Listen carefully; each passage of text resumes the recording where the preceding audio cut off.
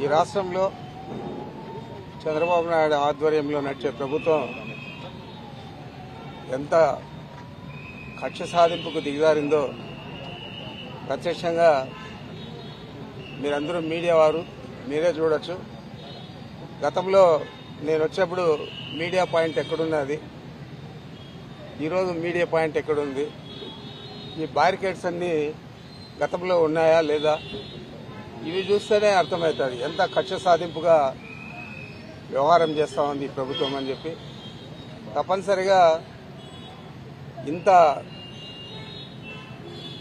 కక్షపూరితంగా వ్యవహారం చేసే చంద్రబాబు నాయుడు ఈ రాష్ట్రంలో రాష్ట్ర ప్రజలకు అందరికీ కూడా తెలిసే విధంగా నేను తెలియజేస్తా ఉన్నాను. చంద్రబాబు నాయుడు అధికారంలో ఉండి ఈ విధంగా వ్యవహారం చేస్తే గతంలో ఆయన అరెస్ట్ అయినప్పుడు కానీ ఆ తర్వాత కానీ ఆయనకు ఏ విధంగా ఇక్కడ ఇదే జైల్లో మర్యాదలు జరిగాయి, ఈరోజు ఏ విధంగా ఇంత కక్షపూని వ్యవహారం చేస్తూ ఉన్నారు. జైలు సిబ్బంది కానీ బయట పోలీసులు కానీ అందరూ కూడా చాలా కక్షపూరితంగా వ్యవహారం చేస్తూ ఉన్నారు. ఇది ఒక ప్రభుత్వం చేయాల్సింది కాదు, కానీ ఈ ప్రభుత్వం చేస్తూ ఉంది.